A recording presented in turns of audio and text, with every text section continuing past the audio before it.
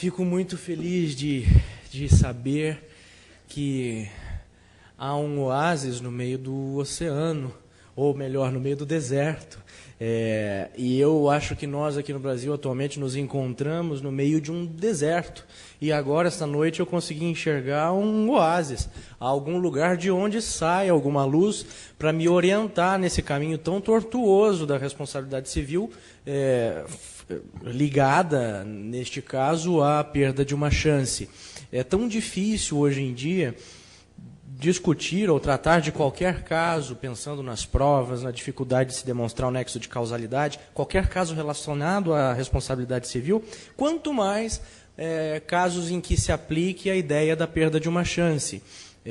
Como eu disse no primeiro dia, nós acabamos nos preocupando com assuntos, com temas, com questões que são similares àquela discussão do sexo dos anjos. Será que a perda de uma chance na verdade, uma temática ligada a um novo tipo de dano específico? Ou será que a perda de uma chance envolve já os já conhecidos dano moral e dano material? Ou será que a perda de uma chance não é nem uma coisa nem outra, é uma forma de enxergar o nexo de causalidade? Quando, na verdade, o que a gente já sabe, já concluiu e já vê na prática é que a perda de uma chance está aí, que ela existe e que ela se aplica. E os melhores exemplos de situações onde ela se aplica são os casos de erro médico. E eu estou falando de tudo isso para concluir dizendo que a grande conclusão que a gente deve tirar de toda essa discussão é que há coisas muito mais importantes para debater. Por exemplo, como nós efetivamente transportamos a perda de uma chance para a nossa realidade prática. Como num caso de erro médico, que cuida ou que tem como cerne da sua discussão a probabilidade de uma pessoa ter morrido em decorrência de uma falha médica, como isso pode ser resolvido e não só enrolado judicialmente. E eu digo isso porque não tenho a menor intenção de jogar essa responsabilidade para o judiciário. Essa é uma responsabilidade que começa com a gente, advogado. E quando a professora Catherine trouxe estes exemplos práticos, esses dois casos, ficou bem visível para mim como é diferente a forma de as coisas caminharem e chegarem a um final nos Estados Unidos nessa área e aqui no Brasil. O que importa na perda de uma chance nos Estados Unidos é se trabalhar com probabilidades e estatísticas. Isso é que caracteriza a perda de uma chance. No Brasil, em nenhum caso praticamente, com exceção do show do milhão, onde não precisa de estatística nenhuma para mostrar que tem 4 alternativas, 25% e assim por diante, nós não trabalhamos com esses números, com esses dados, com essas informações. É para esse lado que nós precisamos avançar. É por aí que nós devemos caminhar. E, para isso, a gente precisa se esforçar, se debruçar sobre as informações e trazer todas essas estatísticas de fora para o Brasil. É claro que não existe no Brasil tanta informação como existe lá. Não existem tantas estatísticas e pesquisas e investigações científicas como há nos Estados Unidos, mas o que nos impede de trazer essas informações de lá para cá? Estava conversando com o Dr. César agora e ele me falou uma coisa interessante, que a desembargadora Ângela havia comentado com ele que ela ficou extasiada com a abordagem feita pela professora Catherine hoje sobre perda de uma chance. E aí ela perguntou para ele, por que vocês não trazem isso no tribunal? Por que essas informações todas não são trazidas pelo advogado? Eu, como juiz, não tenho obrigação de ir atrás disso, quem tem que me trazer isso são vocês. Eu acho isso extremamente relevante, então me mostra. Vocês percebem o que é importante na perda de uma chance? A perda de uma chance está aí, ela existe, ela se aplica. Isso acho que hoje já é indiscutível. O que importa é avançar mais no sentido de tornar essa perda de uma chance efetivamente mensurável, transformá-la em uma indenização e etc. Mas eu não quero mais ficar falando sobre isso. Eu queria que vocês participassem mais hoje. Alguém gostaria de fazer o primeiro questionamento antes de abrir até para os meus colegas aqui de mesa, sobre estes temas que a professora Catherine abordou hoje? Robson, o que você acha que nós... Eu adoro fazer perguntas para os meus colegas, porque eles nunca estão esperando e eles odeiam isso. Eu estou mesmo pensando. O que você acha? O que você acha que a gente podia fazer? Eu estou colocando isso para você como uma inquietude que eu tenho de advogado. O que você acha que a gente podia fazer para melhorar a forma de apresentar essa ideia da perda de uma chance para os nossos julgadores? De que forma a gente podia trabalhar isso na prática com mais profundidade? Eu não sei, não é só uma questão de trazer dados. O que você acha disso? Eu acho, honestamente, nos últimos meses, talvez nos últimos 1 ano e meio, 2 anos, uma das reflexões mais importantes que nós temos feito na Comissão de Responsabilidade Civil passa um pouco por aí. O que pode ser feito diferente? Como fazer diferente? E penso, honestamente, que a gente nós, advogados, ainda estamos muito presos, e aí concordo com uma observação do desembargador Fagundes Cunha, num dos eventos que esteve conosco, que disse que nós, advogados, não levamos todas as informações que poderíamos levar, não exploramos isso, meio que ficamos numa zona de conforto, talvez, num lugar comum, engessados por alguns parâmetros que existem. E trago aqui um exemplo no meu escritório. Muitas vezes acontece isso, você vai analisar algum assunto e, de antemão, já vem aquela ideia, mas o tribunal entende que isso, por exemplo, para falar aqui de responsabilidade civil, de danos, né, para falar de dano moral, por exemplo, não, mas isso é mero aborrecimento. E aí você fica, então o tribunal pensa assim, então eu não vou entrar com ação, então eu não vou discutir, porque isso só vai tumultuar, isso eu vou ter uma sucumbência, e você fica nessa redoma e não avança. Eu penso honestamente que é tão mais simples, nós é que precisamos vencer essas barreiras invisíveis e, efetivamente, trazer, como você falou, como o Dr. César comentou, por que não? Trazemos esses elementos, se não temos dados estatísticos, atuariais, etc., por que não utilizarmos dados de quem tem esses elementos?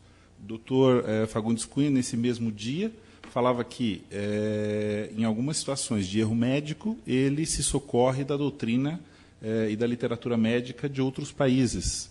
Veja, ele como magistrado, como desembargador, vai em busca dessas informações. Será que nós, aqui fazendo uma reflexão, será que nós, como advogados, fazemos isso? Ou estamos narrando os fatos e queremos que o tribunal é que busque e ache essas informações?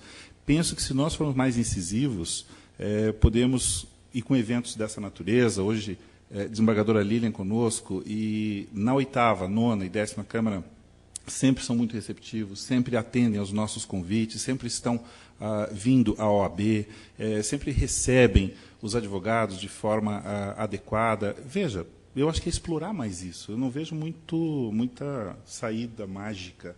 Me parece que é fazer o simples bem feito, né? O arroz com feijão bem feito. E a gente, me parece, não está fazendo isso. Por quê? Ficamos amarrados a essa questão de que, mas não adianta, não adianta. Mas por que não adianta?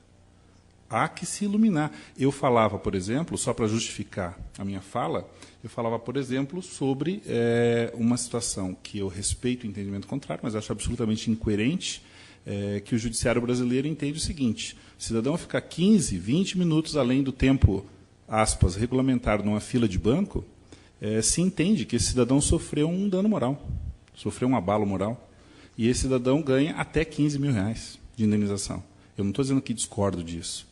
Eu só não concordo em dizer que, por exemplo, e essa é a matéria na qual eu trabalho, por isso daí o exemplo, uma negativa indevida de uma indenização, por exemplo, num seguro de vida, uma vez que foi reconhecida que ela era indevida, ela era incorreta, aquela negativa, se reconheceu que havia obrigação de indenizar, é mero aborrecimento.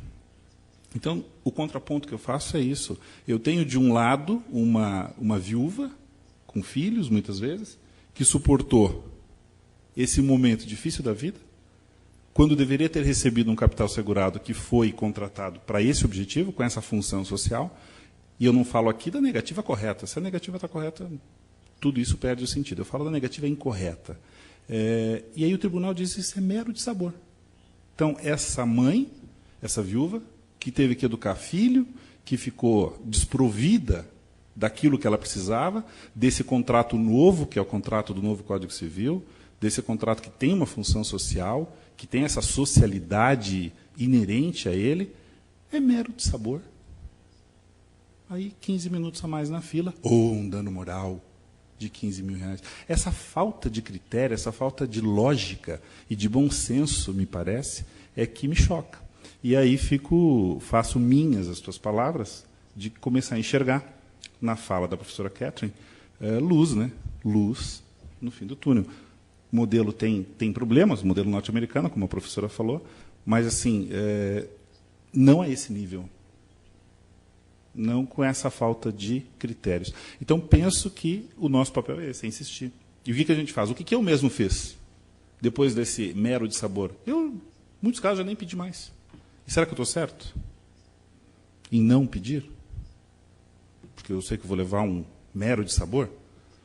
E como se muda isso? Eu penso que a gente vai cansando. Eu acho que é isso que a gente tem que fazer diferente. Por favor, desembargadora Aline. Agora eu faço questão de falar. Começar a mexer conosco. E eu mordi a isca. Muito bem. Bem, em primeiro lugar, o primeiro ponto que foi colocado seria digamos, esse preconceito, esse medo, né, dos advogados. Eu não vou pedir não vou formular tal pedido, porque o advogado, em tal circunstância, o tribunal entende que é um mero aborrecimento, o tribunal já tem um posicionamento formado, assentado, sedimentado, petrificado. Não, nem sempre é assim. E isso eu posso dizer para os senhores com a maior tranquilidade, porque, embora eu esteja há pouco tempo lá na Câmara de Responsabilidade Civil, né? E talvez por conta disso, o que a gente verifica é o seguinte: cada juiz, cada desembargador, né, tem uma forma, uma perspectiva do mundo e das coisas bem diferente um do outro. E, na verdade, a gente começa a interagir, a discutir, embora os senhores acreditem, pensem até que no início do julgamento está tudo já está tudo marcadinho, já está tudo né, os resultados já estão assentados. Isso não ocorre necessariamente, né? Nós temos assim altos embates, às vezes prévios ao julgamento, à sessão de julgamento, e outros na própria sessão de julgamento. E muitos deles provocados pelos próprios advogados, ainda bem. Eu até estava comentando com a doutora, agora há pouco, que ela até hoje ela foi visitar o tribunal, e ela achou engraçado, interessante assim, o sistema nosso aqui, e o advogado falar sozinho, né? Ficar lá na frente, no púlpito ali, falando, e a corte, os juízes ali assistindo, sem questionar, aparentemente sem questionar o advogado. E eu respondi o seguinte: olha, embora os senhores até imaginem que não adianta falar, porque eles já estão com o voto pronto, né? E normalmente, estatisticamente, até é difícil até o relator, que foi a pessoa que se envolveu diretamente com o processo, voltar atrás, né? Isso até é meio humano, a gente não quer reconhecer as próprias falhas de raciocínio, mas é fundamental quando o advogado vai lá e fala, porque ele toca os outros componentes do julgamento, os outros julgadores. Né? Sempre é uma turma que julga. Então, frequentemente, eu já pedi várias vezes pedido de vista, né? Fui examinar, às vezes eu peço mesmo na própria sessão.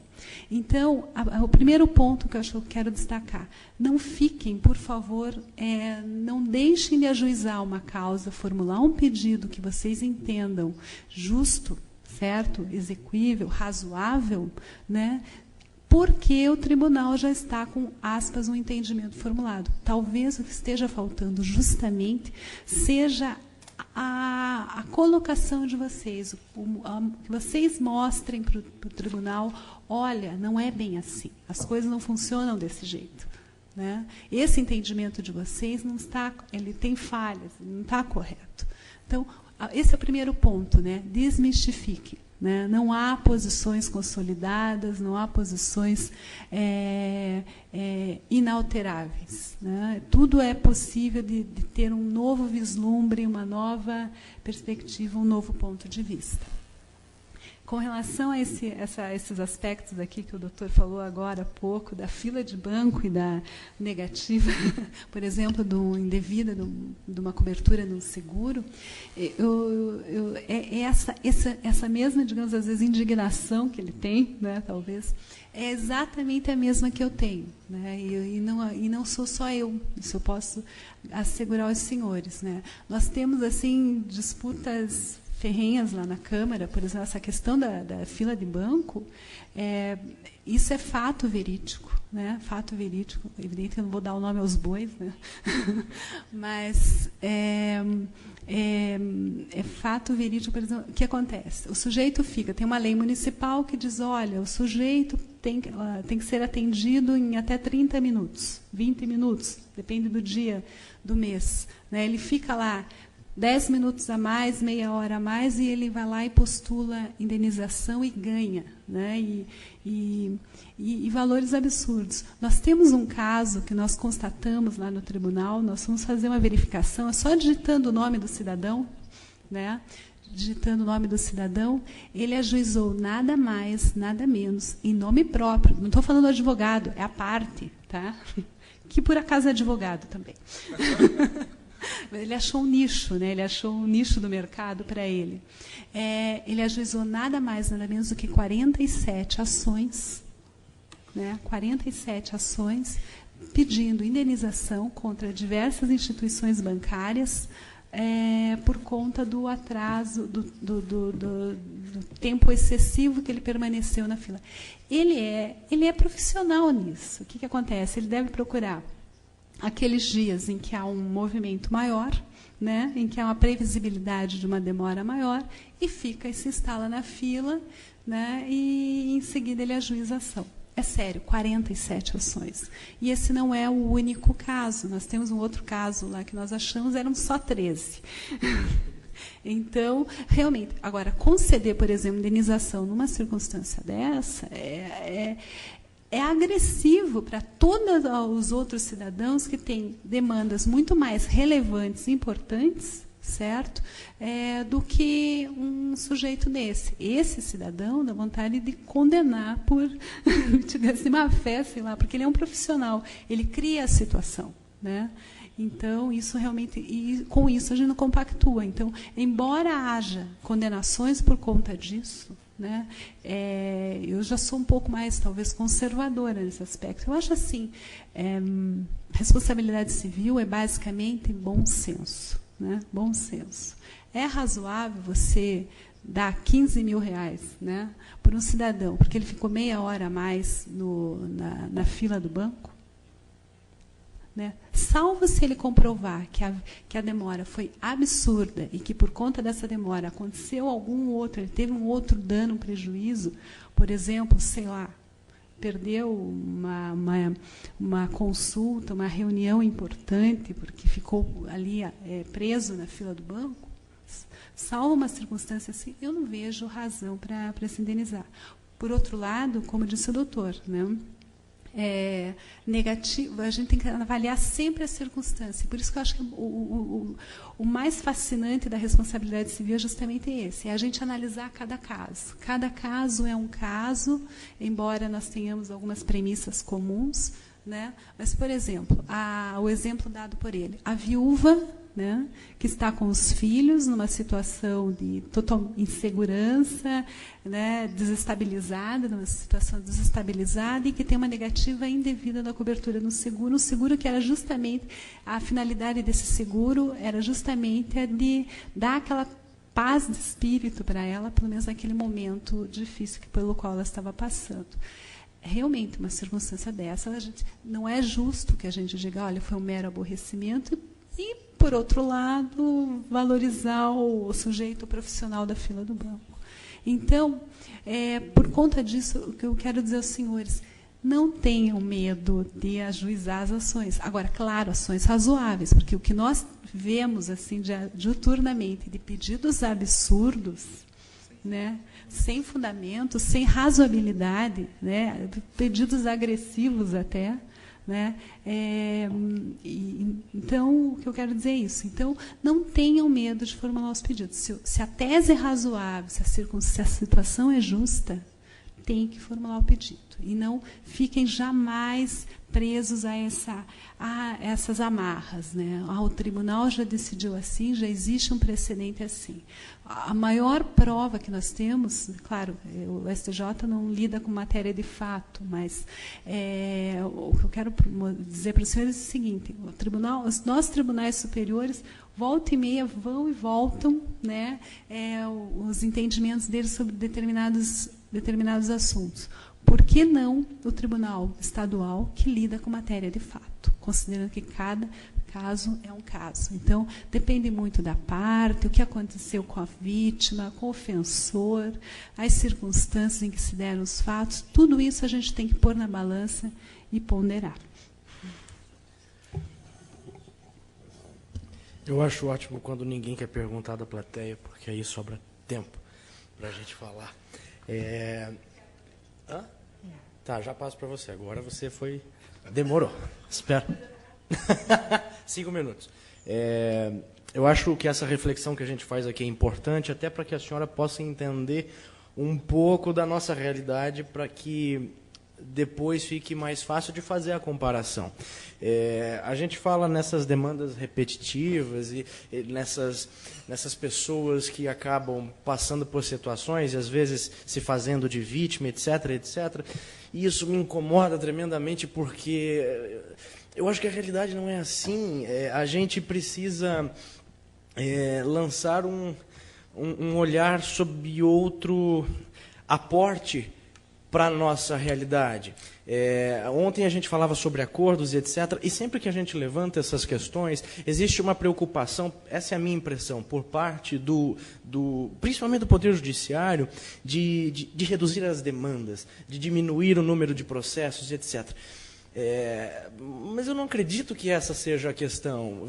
A gente se preocupa muito em desestimular a litigiosidade, mas a litigiosidade não é o problema. Os Estados Unidos são formam o país mais litigioso, talvez, do mundo, e eles são a primeira potência do mundo ao mesmo tempo. Litigiosidade não é problema. Eu me lembro de que várias vezes eu assisti, seja peças na Broadway ou seja programas de televisão americanos, em que se tirava sarro, por exemplo, no Saturday Night Live, se tirava sarro desta característica de litigiosidade dos americanos. Os americanos se autocaçoavam, vamos dizer assim, porque isso é normal. O problema não é a litigiosidade, o problema é como a gente resolve essas questões que aparecem na sociedade, esses problemas. Obviamente, o judiciário não tem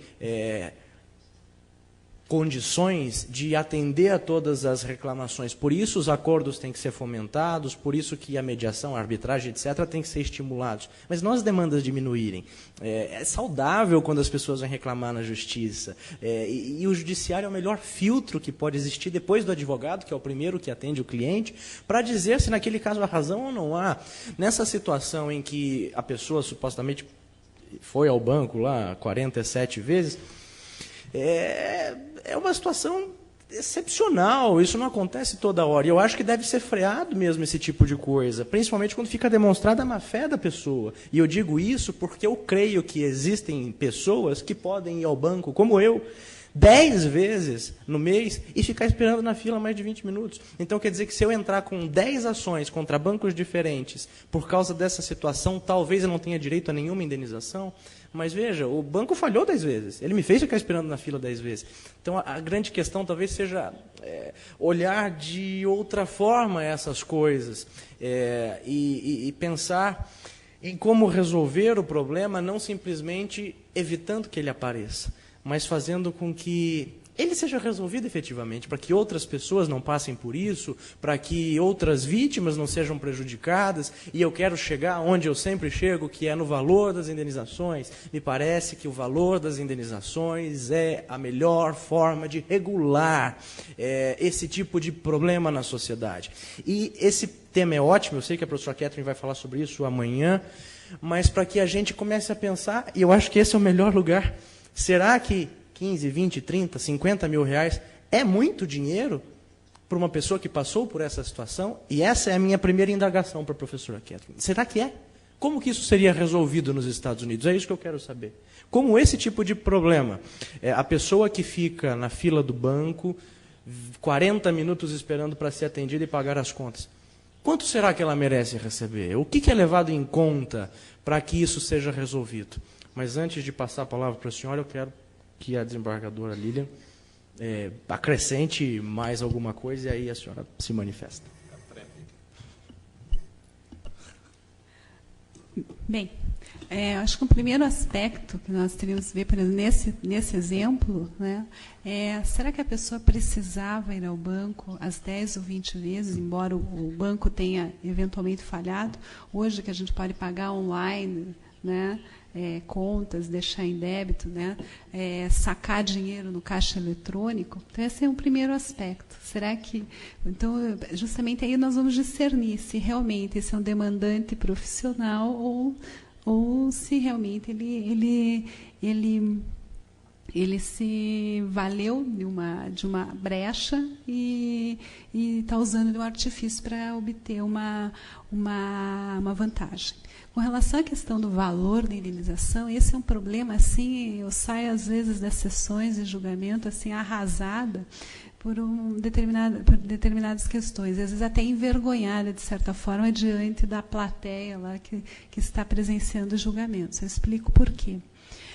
Indenização aqui, fora a questão dos danos materiais, que se você prova, eu tive um prejuízo de X, e daí vai ser pago X, ou pelo menos vai haver uma condenação em X, mas principalmente em demandas de dano moral, né, a gente avalia não só as circunstâncias, o contratempo, o dissabor, o sofrimento que a parte teve, mas também a condição econômica também das partes, principalmente do ofensor.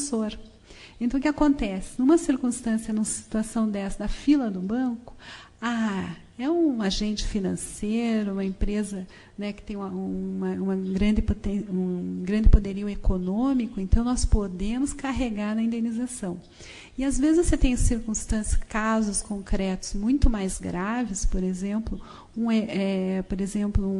que resulte numa morte de uma pessoa, né? Um filho, um pai que falece, e o ofensor não tem aquela condição econômica. Então, você não tem, embora o fato, a lesão, seja infinitamente maior, mais grave, mais danosa, você não tem como transformar, né, fazer a mesma equiparação em termos econômicos. Então, às vezes, na sessão, nós chegamos em situações assim, que a gente, por um dano,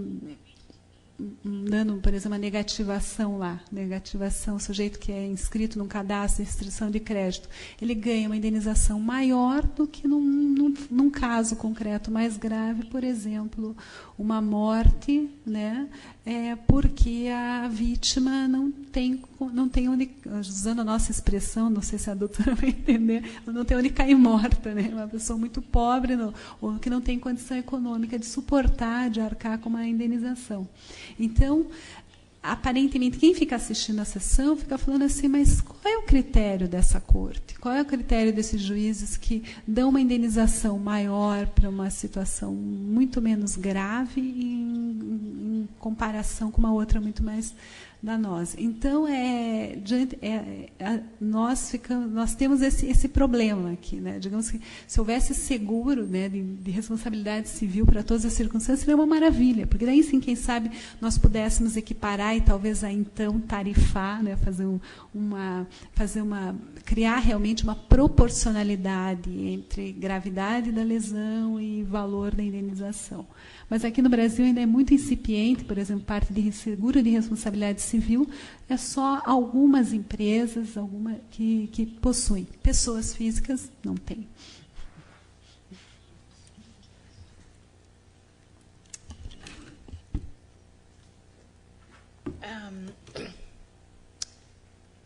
I have a question, actually, before I answer yours. Is that appropriate?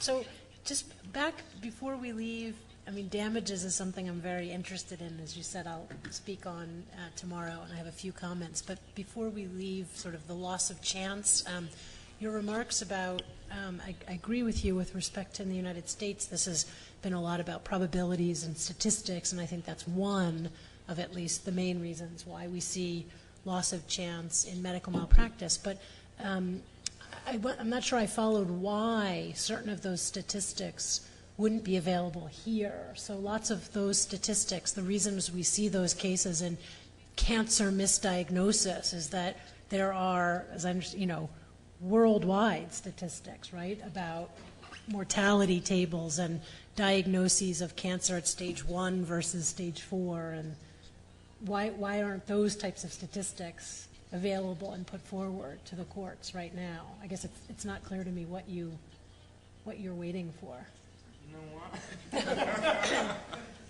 A senhora me deixou numa situação difícil, porque eu não tenho justificativa para lhe dar. Elas estão realmente disponíveis e elas não estão aqui no Brasil, nos nossos tribunais, por culpa minha e por culpa dos outros advogados. Nós acho que estamos, me corrija se eu estiver errado, Robson, nós estamos preocupados em encontrar uma apostila que fale que casos de câncer em responsabilidade civil e perda de uma chance funciona desse jeito, ou uma obra de um autor que explique que faça isso e conte dessa forma, aplique essa fórmula, etc, etc. A gente não consegue andar com as próprias pernas. Eu acho que esse é o grande problema, e eu falo por mim. O Ciro discorda e eu quero que ele fale sobre isso, mas... Totalmente.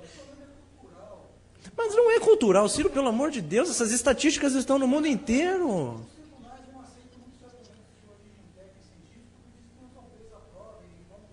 Mas isso não é cultural. Mas a valorização da ciência é pelo mundo afora. Aí eu não consigo concordar com você. Professora, o problema nosso é de informação. Nós não temos estatística, o tribunal não gera estatística, a Ordem dos Advogados do Brasil não gera estatística, os advogados não trabalham com estatísticas, informações científicas, nós não temos canais, né? Não. Estatística, aí você vai trazer de fora. O desembargador, o Cunha, falou que buscava isso, ele pessoalmente, na Argentina. É por isso que eu só fiz esse aparte para dizer que a questão até cultural, não é só dos advogados. Mas chama atenção, o que a senhora falou, estímulo negativo dos médicos. Achei interessante, né? Você estimula eles a partir do ponto que você os ameaça, entre aspas, ou vocês, olha, se você não agir com a devida cautela e destreza e rapidez, você vai responder com valores altos e tal. E tem todo daí tem um estímulo, né?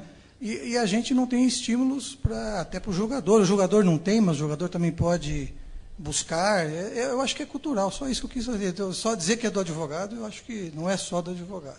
Antes de passar para a desembargadora Lilian e devolver para a senhora, eu preciso dizer que o Ciro é meu colega de comissão, pelo amor de Deus. Então a gente se dá muito bem, a gente está falando assim porque a gente se conhece. Por favor, desembargadora.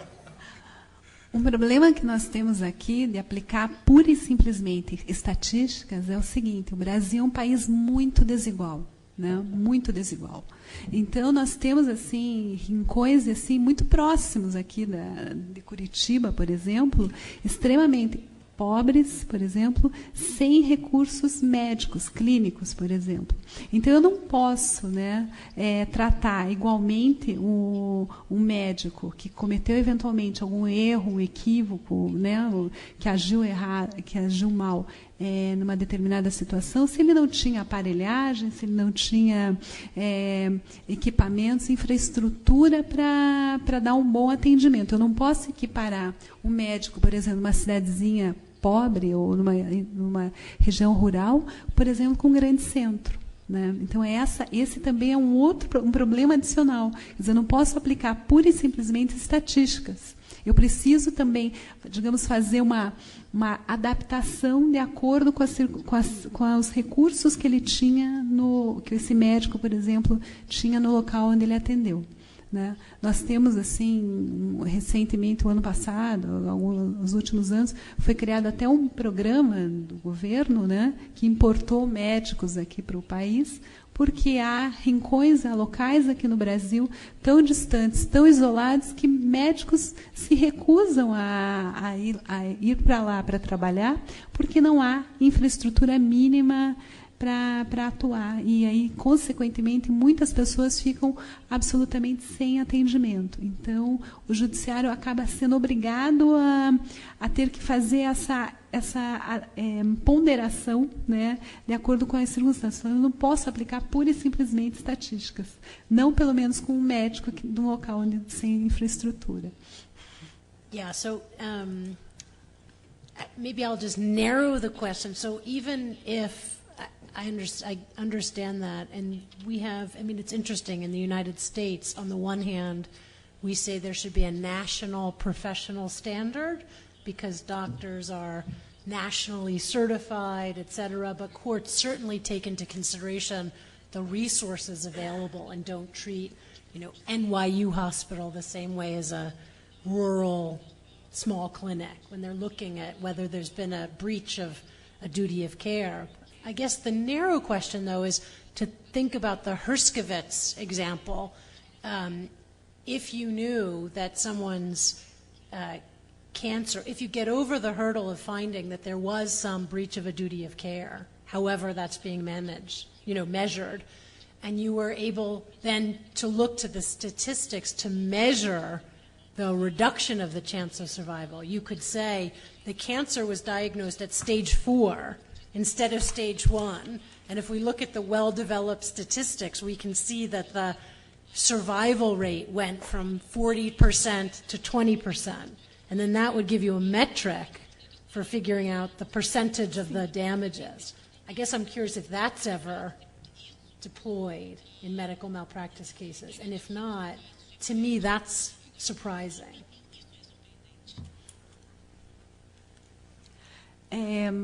Veja, o grande problema é qual? Normalmente nós não temos esses dados nos autos, isso é muito frequente. Normalmente, nesses casos de erro médico, normalmente nós temos perícias, né? Normalmente nós chamamos um profissional da área que nos traga elementos, né, que avalie o caso concreto e nos traga elementos.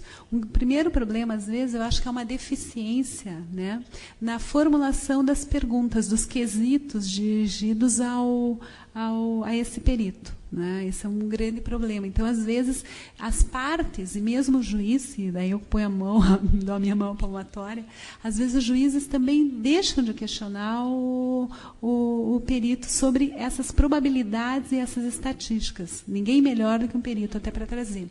E um segundo problema que nós temos também é uma grande resistência nesses casos de erro médico, é de conseguirmos peritos. Aqui no Brasil, pelo menos, existe um certo temor, né, de alguns profissionais de prestarem essa assessoria técnica contra colegas de profissão. Exemplificativamente, eu tive um caso na vara civil em que era um problema de um implante dentário, né, no implante dentário que acabou atingindo o nervo trigêmeo, né? E eu não consegui um perito em Curitiba, porque era um profissional conhecido, renomado aqui da cidade. Ninguém aqui quis se habilitou. Eu tive que conseguir um perito na cidade de Campinas, no estado de São Paulo. Então, mas se tivermos os dados, nós utilizamos.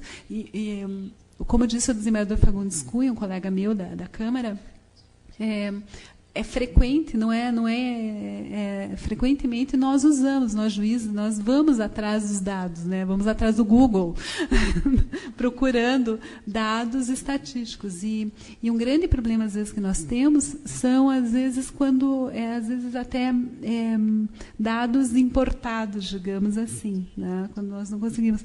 Porque existe ainda um outro obstáculo que nós temos que ter dados em vernáculo, né? Em português também.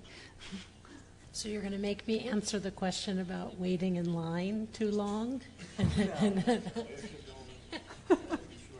No, I could. It's interesting. I mean, to be honest, though it may be true that we're the most litigious society, I can't think what tort claim could be brought. And then I would think, do we have any statutes? So there are certain statutes that, not that I'm aware of, maybe they exist, about how long you stand in line, but there are statutes with respect to how various service providers can treat you, et cetera, and they will give statutory damages in those instances. And I guess listening to your debate earlier on those damages for standing in line, it seems like there's a statutory provision that gives you, this right. I guess I would try to ask some fundamental questions. What's the purpose for either statutory damages or a tort damages? Is it to compensate for a loss, or is it to try to give the incentives? I mean, this gets back, I did mention this quite a few times with respect to loss of chance. I also mentioned it this morning as a overriding goal of tort law. Is it to be a mechanism that's trying to induce the provider to act in a certain way? And if it's the latter, then you're really just trying to give a kind of enforcement mechanism. So the private person is just standing in. In the U.S., we would call this person the private attorney general, because we'd say that the state maybe should go around and should investigate these kinds of service providers and give them fines or penalties that have nothing to do with compensating quote-unquote harmed individuals, but instead we use the sort of private attorney general model. But that would be a very different purpose. And the only thing I can think of that's kind of analogous is we have an interesting debate in the United States as to when there are these statutory damages, it's hard to tease out which portion of it might be for compensation and which portion is sort of for deterrence purposes. And we have a huge issue right now about statutes that have given these kinds of small fines, like per download. If you illegally download music, let's say, there's a statutory damage for doing that one time. So if you do it 1,000 times, do you get that, multiplied by 1,000, and it starts looking like this horrific, dare I say, punitive, penalty? Or you have these statutory fines where the legislature gave something significant because they wanted one private individual to be the enforcer on behalf of many, but now someone brings it as a class action on behalf of all, and again, it's this huge amount, and then then you're kind of mixing these two purposes of the fine or the penalty, and it seems maybe like that's what's going on in the wait in the line kind of example. Eu acho que vou passar a palavra para a Cíntia. A senhora quer fazer alguma observação sobre o que a professora Catherine falou? A expressão que ela fez quando ela comentou, eu não estou entendendo, isso para mim é um pouco absurdo. É assim no Brasil? Quando ela falou de perda de uma chance? Me comove, porque é isso que eu quero mostrar para vocês, como a gente precisa avançar.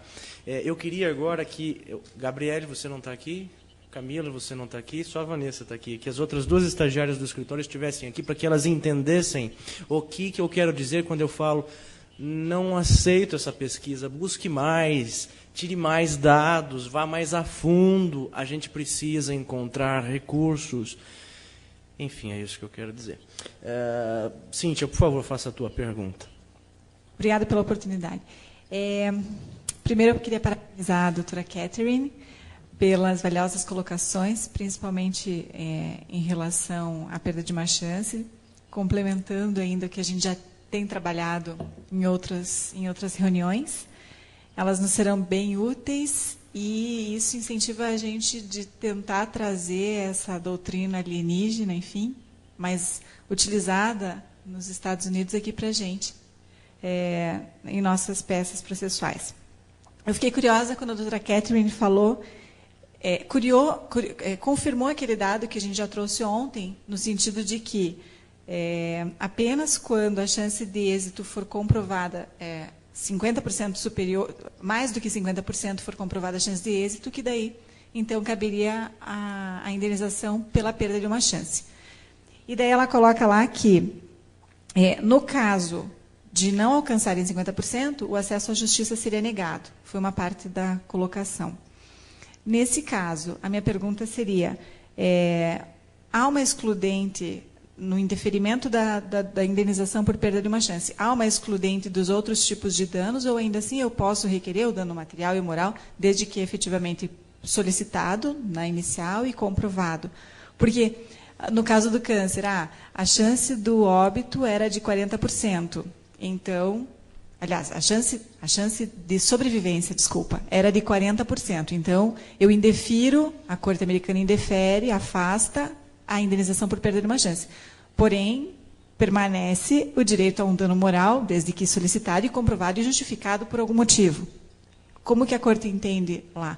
Posso somar, uma exclui a outra, ou não existe essa diferenciação de danos? Tudo é um dano único, enfim. Como que é o entendimento lá? Até porque aqui no Brasil a gente ainda não conseguiu pacificar o entendimento com a natureza do dano. Obrigada. I think there was if I've understood the question correctly, maybe a misunderstanding, because the Herskovits case, right, which was a decrease in the chances of survival from 39% to 25%, a 14 absolute percentage point, or a relative 36% reduction, the court said was cognizable. You could go to the jury on that. And the reason is that they didn't want to hold the plaintiff to the preponderance standard, which would be more than 50% chance. So they were saying you could recover. In other words, loss of chance is a lower threshold than the preponderance of the evidence standard. So when you say, but I'm not sure, is that her question? Okay. And then where we have variation in the United States among jurisdictions that recognize loss of chance, or before I get to that, maybe what I had said is that the courts were motivated by the idea that otherwise, any time a patient showed up with less than a 50% chance of survival, there is nothing a doctor could do, no matter how negligent, awful, etc., that would be able to be cognizable on a theory that more likely than not their conduct caused the death, right? So the court was worried about giving the right incentives to the physicians to take adequate care. So they were recognizing why you would have to award damages in a situation where you couldn't establish that the death was more likely than not due to the physician's negligence, that instead you would give some percentage of the damages. And on the what percentage of the damages, that's where jurisdictions differ. There are very few, but I think there are about 5 jurisdictions in the United States that will give full damages in loss of chance cases, but that's a minority position. Usually it will be a proportion that's based on this statistical understanding of the diminishment in the chances of survival.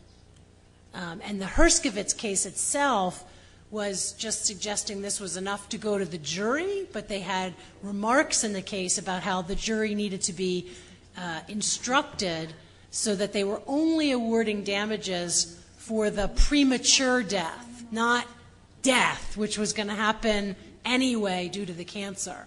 What they were giving the money, the recovery for, was for that loss of the chance of having a slightly extended survival.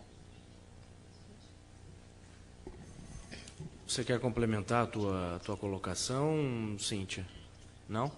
Posso dar essa declaração? Pode, claro. Eu vou fazer uma especulação, doutora Catherine. Me parece que conforme foi colocado ali, só se admitir, por exemplo, o ajuizamento de uma ação, né? Se houvesse uma estatística, por exemplo, acima de 50%, por exemplo, eu não consigo conceber algo assim. Né, pelo menos para admitir a discussão da proposta, da pretensão em juízo. Eu acho que, se havia ainda que, estatisticamente, né, uma possibilidade de incremento de vida, de uma sobrevida maior, né, e que foi, em tese, reduzida, né, ainda que não fosse significativa, 50%, se fosse 10%, 5%, até, sei lá, 10%, 20%, eu acho que não se poderia jamais deixar de apreciar essa pretensão. A indenização que seria menor, com certeza. Eu acho que daí nós trabalharíamos de acordo, tentaríamos, né, criar uma proporcionalidade entre essa expectativa, né, e a indenização. Não. Right, and then so the question that I would have, though, if you're doing that proportion, what would you base it on? If you were saying before that the parties don't bring the statistics, so if you had a case like Herskovits where someone had cancer, but the delay in the diagnosis led to a lower expected life, expected 5-year survival, how would you figure out what percentage of the damages or what it should be proportional to? Veja, aqui no Brasil a gente acaba improvisando muito, às vezes, ou até usando, digamos, o senso comum. Né? Evidentemente, eu tentaria ir atrás de alguma estatística, obviamente, né? Tentaria ir atrás de estatísticas. Não tendo, eu acho que vai muito, às vezes, do senso comum. Por exemplo, eu tenho um caso até concreto. Tem uma criança que foi ferida, sofreu ferimentos, e há uma demora no atendimento dela. E ela acaba sofrendo hemorragia e vem a óbito. Né? Há um senso comum, né, de que, se ela fosse atendida no espaço de tempo menor, né, mais rapidamente, a hemorragia seria menor e a perspectiva dela sobreviver seria maior. Né? Então, trabalharia, eu acho, daí meio que com uma questão de, digamos assim, regras de experiência, embora não fossem precisas, né, longe de ter precisão estatística, mas mais ou menos uma questão de probabilidade, né, e uma probabilidade talvez até extremamente falha, extremamente subjetiva, eu reconheço, mas nós usaríamos esse critério. Mas me parece bem razoável.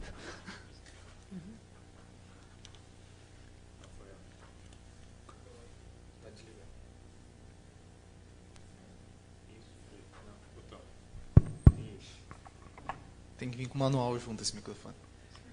A minha pergunta para a professora, na verdade, é como que os Estados Unidos eles tratam as causas menores, as pessoas com problemas menos importantes em questão de números. Porque dois critérios que eu consegui avaliar pela sua fala hoje pela manhã e agora à noite. Primeiro, a questão de que os advogados eles compram o risco, né, das ações. E os advogados aceitam ou recusam ações dos seus clientes conforme o valor da possível indenização. E aquelas indenizações que são pequenas, essas pessoas não conseguem advogados? Elas têm algum método alternativo? Como que ela consegue promover uma ação? Ou ela não pode buscar o direito dela só porque só vale $10 mil e não $1 milhão? Né? E a segunda questão é exatamente esse critério do percentual da carga do percentual da carga probatória. Então, eu precisaria realizar um percentual, provar ao menos 50% de expectativa. Se eu não tenho esse 50%, e se a minha indenização vai ser um valor pequeno, eu tenho algum espaço na justiça americana? Como que o sistema trata essas ações menores, essas causas mais difíceis, os consumidores pequenos, nas relações de consumo? Essa que é a minha dúvida que surgiu.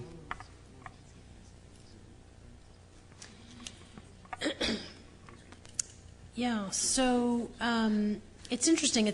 So I was about to answer the question one way until at the very end you said, like consumer complaints. So let me start there, because I think it might differ if we're talking about consumer complaints versus physical injury claims. So let me start with the consumer complaints are a little bit easier to handle in the United States, or not worry about the small damages, because consumer complaints are more likely to get certified as a class action. So one of the features of our system that I talked about, I called these negative value claims. One individual comes forward and has a small amount of damages caused, let's say, by a credit card company that defrauded somebody or what have you.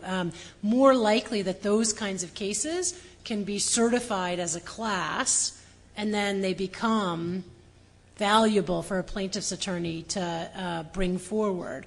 For, let's say, medical malpractice, for small physical injury cases, those are harder, almost impossible, in fact, to be certified as class actions, because of the individual nature of the damages. They're not going to be seen as common issues, et cetera. So, torts, if you look at, say, I mentioned in the first lecture, I mentioned the BP oil spill and how that was a certified class. That's because those were economic losses, and they could be grouped together like that. But for small damages, small physical injury damages, there's a problem. I think there's a real problem. There's two responses. One is there are firms that specialize in I think somebody, gentleman earlier referred to this as the quote-unquote ambulance chasers. That's what they're sometimes called. I think that's a pejorative way to refer to small, maybe solo practitioners, others who take large numbers of cases they think they can win for small damages amounts, and it becomes just the way they do their practice. But it's a problem, and I know it's a problem because there have been statistics that have looked at, there have been empirical studies that have looked, for example, in jurisdictions that have capped the amount of damages in medical malpractice. Jurisdictions that have capped, for example, pain and suffering, and have said you can only get economic damages for lost wages and for medical bills. There have been documented evidence in some jurisdictions that have led attorneys not to accept claims, disproportionately not accept claims from the elderly, from women who aren't working outside of the home, et cetera, et cetera. And so that's kind of evidence that if your expected damages down the road aren't enough, even if you have a meritorious case, a medical malpractice attorney might not take your case. So I think, it can happen that individuals feel that they have suffered malpractice, that they don't have large enough economic damages, and they're in a jurisdiction that caps non-economic damages. They can't get attorneys as readily as they once could to take those cases. That's less likely to happen in the consumer cases because we can have class actions there. Tem alguma hipótese de acesso direto, aliás, acesso indireto que não seja através de advogado, como aqui no Brasil nós teríamos a Defensoria Pública, por exemplo, ou nós temos os juizados especiais aqui, onde as pessoas atuam sem a presença do advogado até um certo limite de valor. Então, até um valor X, essas pessoas podem ir por conta própria sem procurador. Existe algum sistema, assim, que possibilite, ou se nenhum advogado quiser a tua causa, você perdeu mesmo tendo o direito? No, there are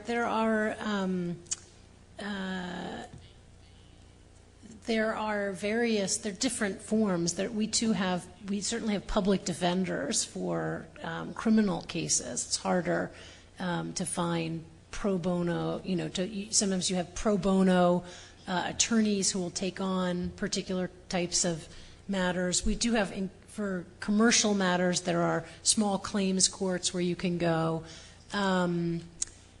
But I think it's difficult. I mean, here it's interesting because on the one hand, you might think that it's a great thing to have access to justice, namely let individuals come in without representation, but there's a big downside to that in terms of individuals not being able to navigate their way through the system, et cetera. But there are some, I'm trying to think, we have certain large law schools like NYU has this, have clinics that will specialize in certain areas. They don't happen to do physical injury, medical malpractice. It's not a specialty, but they will help individuals. They even will have like a business law clinic that'll help small business owners who have legal claims, who want to come forward. And so there are certain avenues like that. But it's harder to think. I mean, and it's interesting. It's in the United States. One thing we hadn't talked about. Someone was mentioning this during one of the breaks. We have lawyers who advertise. So you're on the subway in Manhattan, and you see, all of the plaintiffs' personal injuries lawyers that you can contact, and they're usually, call 1-800-ATTORNEY. So it seems like it's so easy, and everyone wants an attorney. I was literally, this is a personal anecdote about this, but I was teaching in class that day medical malpractice to my students, and then later I was riding the subway with my son, and he was looking at one of these ads, and they say things like, brain damage, 5 million, slip and fall, 1 million. So my son, who's 7, was looking up, and he said, I want the brain injury. I said, no, you don't want a brain injury. And he said, 5 million. They were advertising the award that they got, and I said, no, this is, I mean, it was almost like a classic. You could see the tort reform running an anti-plaintiff's attorney ad, overhearing this. And then I said, these are all very bad things that happen to people, and then they have to sue to get recovery. And he said, well, which is the least worse? So I'm looking up, brain injury. I said, probably slip and fall. Maybe you wouldn't be that hurt. And he said, okay, so I want the slip and fall. So there is, there's a sense that there are attorneys available who will be able to get high rewards for everyone seeking damage. But I don't think that's the real picture. And I do think that there are some individuals who have suffered harms, and even though they have a meritorious case, the damages just wouldn't be high enough for an attorney to take it. And back to the judge's comment earlier about how things might be very different with insurance. I mean, one of the take-home points I was trying to raise before is, insurance really drives tort litigation at present in the United States. So a lot will also depend on an attorney, for example, who might be able to negotiate for a settlement based on insurance proceeds in situations where someone's been harmed. And they might take a case and say, we're not going to go to trial because it's not worth our while and it's going to be too expensive, but I'll at least try to see if I could negotiate some kind of settlement in that kind of instance. And so we do have that option as well, which I think helps in that class of cases.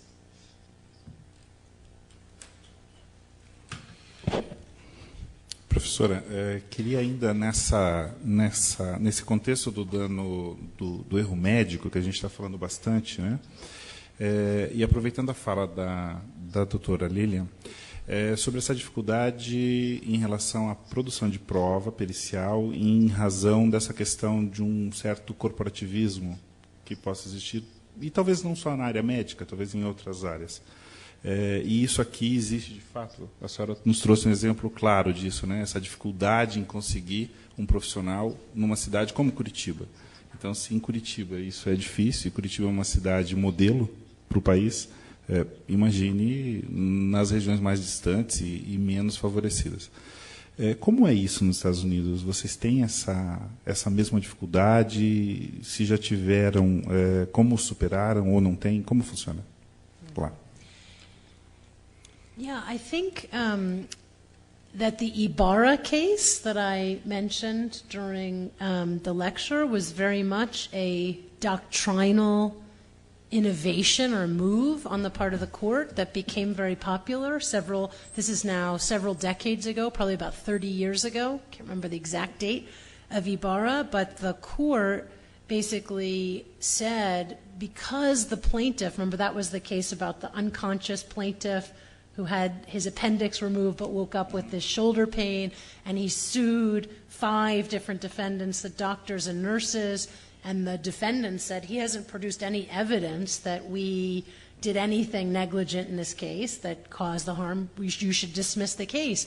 And the court said, well, it's too much of a burden to put, in this instance, on the plaintiff who was A, unconscious, and B, is facing a conspiracy of silence. So the court's answer was to shift. They didn't shift the burden of causation the way Calabresi did in the Zuckowitz case, but they said, the defendants, you've said enough, plaintiff, to just say, you were in the exclusive control of these 5 individuals while you were being operated on, and things like your injury don't happen absent someone's negligence. The defendants thought this was a very radical theory. They were outraged. They said, you're fixing liability en masse, just saying somebody was negligent out there. But the court said, we're going to put the burden on the defendants to come forward, they said, with an initial explanation. So it's interesting because what exactly did that mean? How should this be used? But res ipsa became a very strong tool that was used in medical malpractice to basically lessen the burden of what the plaintiff needed to show, to then put the burden on the defendants to come forward and say something. And so the idea was that even if defendants then are going to still not break this conspiracy of silence, they'll suffer as a result, collectively. And I think the court was okay with that.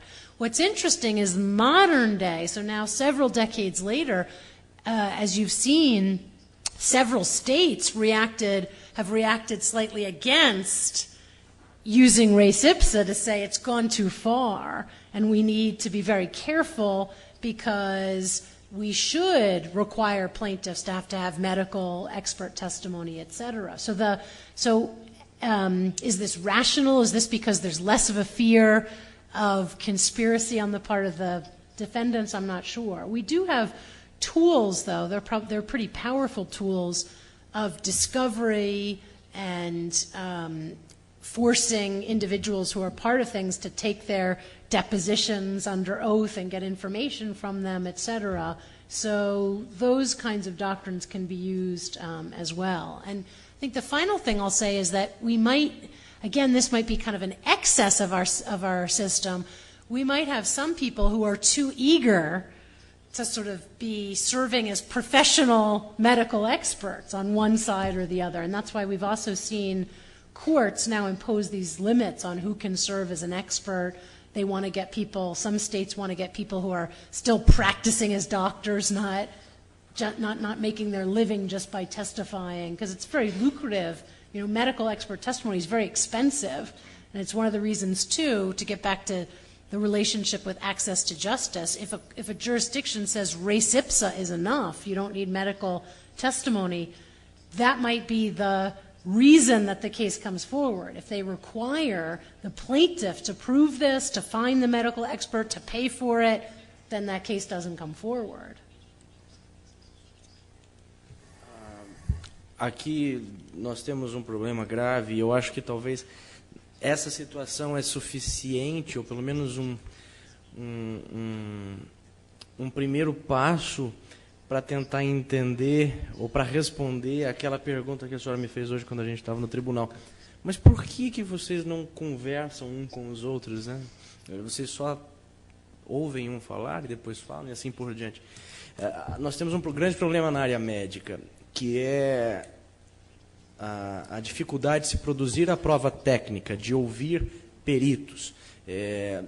Essa prova na área médica, seja em perda de uma chance ou não, é determinante, como acontece nos Estados Unidos.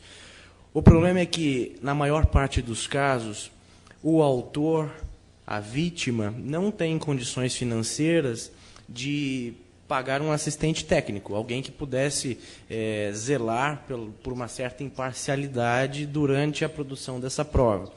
E, do outro lado, o réu tem todas as condições financeiras de arcar com o pagamento dos honorários de um perito do seu lado, de um assistente, e assim por diante. Então, o que acaba sendo determinante, que a doutora Lília me corrija se eu estiver errado, o que acaba sendo determinante para que um caso seja resolvido é a prova feita, é o que é dito pelo perito escolhido pelo juiz. E nessa situação, o que a gente acaba percebendo aqui é que existe uma certa proteção dos médicos um para com os outros, no sentido de que, se eu puder, e eu falo pela minha experiência pessoal, se eu puder, eu vou tentar o máximo possível não incriminar o meu colega, eu vou tentar dizer que aqui não houve um problema tão grave. E eu estou só falando disso para dizer que talvez, se os médicos, e eu não estou aqui falando que a gente está pensando numa realidade que não é aplicável no Brasil, a gente pode fazer isso aqui. Se nós trouxéssemos esse perito para o juiz ouvi-lo em audiência, isso é permitido pelo Código de Processo Civil, e nós questionássemos o perito em audiência, como acontece nos Estados Unidos, talvez a gente conseguiria superar este problema do corporativismo. Porque uma coisa é você escrever a sua opinião e isso passar batido, como na maior parte dos casos passa. Ninguém questiona. Simplesmente você sofre e fica decepcionado com o resultado, mas ninguém questiona. Se nós fizéssemos isso, seria uma forma de tentar superar esse problema do corporativismo, da proteção de um profissional para com o outro. O que a senhora acha, doutora Lília? Bem, eu já, mais de uma vez, eu chamei o perito para ouvi-lo, inclusive perito médico, né? Em audiência. Inclusive, ele é ouvido antes até das próprias partes, né? Até o depoimento, antes do depoimento das partes. E, frequentemente, é interessante até para esclarecer, porque, às vezes, a linguagem técnica do perito, às vezes, é meio rebuscada e não acessível, digamos, a leigos. Então, às vezes, em determinadas situações, o questionamento do perito, às vezes, é até para esclarecer, tornar claro a leigos, né, aquilo que ele escreveu, às vezes, naquela linguagem toda hermética, fechada, técnica, né, técnica. Outro aspecto, então, eu acho que realmente é bem interessante, mas, para isso exige, primeiro, do advogado a provocação, né, provocar o juiz. Eu quero ouvir esse perito, né, eu quero que ele preste esclarecimentos em audiência. Em segundo lugar, um comprometimento do juiz, porque, é claro, se você vai questionar um perito, você vai ter que ler o laudo dele, ter absoluto controle sobre a causa, né, domínio sobre a causa, para poder questionar e ver o que é realmente relevante até para decidir o deslinde da lide. Um outro aspecto, doutor, que eu estava pensando agora, né, quando a gente fala em erro médico aqui no Brasil, né, a regra é de que erro médico, erro de profissionais, né, de profissionais liberais, e a maioria né, é a necessidade de prova da culpa, né, da negligência, da imperícia do profissional na condução do ato médico, por exemplo. Com relação já à instituição, o hospital, não. Né? A responsabilidade aqui no Brasil, pelo menos, é objetiva. Né? Houve o dano potencial, então há a responsabilização. O grande problema é quando o médico está vinculado ao hospital e você tem que provar a culpa dele para poder, então, responsabilizar o hospital. E a questão com relação à produção da prova é que a gente tem, normalmente, complementando Dr. Gabriel, que nós temos 3 tipos de, digamos, deficiência ou hipossuficiência de produção da prova. Porque a primeira é a deficiência econômica. Normalmente, a vítima, né, o ofendido, tem menos condição econômica, menos condição de comprovar o dano e a culpa, a responsabilidade do ofensor. A segunda deficiência em termos jurídicos, né, às vezes a vítima não tem a mesma capacidade do ofensor, até por uma decorrência econômica, né, de contratar tão bons profissionais, de ser tão bem assistida em termos técnicos jurídicos, para defender ou dar aquele melhor direcionamento para aquela causa. E a terceira, eu acho que a mais importante e preponderante deficiência e suficiência da parte da vítima, que a gente vê no dia a dia, é a deficiência técnica, né? É frequente, isso é muito comum, a gente verificar que o advogado da vítima, por exemplo, não sabe o que perguntar, né? Quais os detalhes técnicos que ele tem que questionar, perquirir, para demonstrar que houve, por exemplo, uma falha no ato, por exemplo, clínico, né? Ao contrário do ofensor, que domina toda aquela técnica, tem aquela informação técnica e sabe perguntar. Então, não sei se, de repente, nessas situações, né, não é caso até de se inverter o ônus da prova, não de provar, a vítima provar que o médico agiu com culpa, mas o médico provar que não agiu com culpa e que agiu corretamente naquela situação concreta. Mas eu estou especulando. Eu gostaria de pedir para a professora Catherine fazer os comentários a essas colocações da desembargadora Lilian e já fazer suas considerações finais em relação a esse segundo bloco de hoje, em razão do nosso horário. E aí damos sequência, até porque a matéria de hoje já tem um link com a matéria de amanhã de manhã, não é? E aí damos sequência amanhã de manhã, ok? So what, in 1 minute or less, I see, maybe good evening, and thank you for coming. No, this is, I will say, truthfully, this has been very edifying. It's exciting to me to be here and have a kind of captive audience to listen to my lecture, but for me, more gratifying even to have this kind of discussion. And even thinking about, I mean, it's very interesting because I think Judge Calabresi, for example, who did a very novel burden shifting in the Zakowicz case, had thought really long and hard about issues about putting burdens on what he calls the cheapest cost avoider. So if you have a party who has more information, and by putting the burden on them, you might lead to not only production of more information, but ultimately towards averting the kinds of harms that are happening, those would be good reasons to do things like shift burdens. So it is, again, to get back to Gabriel's point, it's fascinating to me over very vast differences in our systems that we can find these points of connect to really have interesting debates. I think maybe the final thing I'll say is Gabriel's very adept at giving us these powerful metaphors. So today I'm happy to go to sleep thinking about the oasis and the spring. Last night I had nightmares of this dead fish, this large fish with the skeleton. So tonight maybe I have a more hopeful metaphor to put me to sleep. But thank you very much, and thank you to the panelists for a very interesting discussion.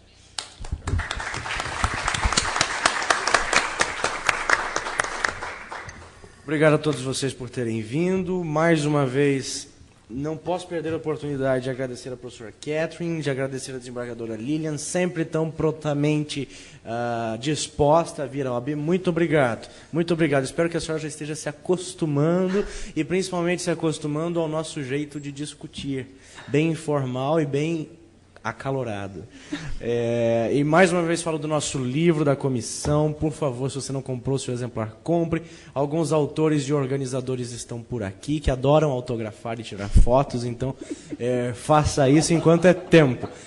E há apenas 2 encartes, 3, sobre os programas de estudo na Universidade de Nova York. Se você não pegou o seu, pegue hoje. Boa noite, durma bem e até amanhã às 9 da manhã em ponto.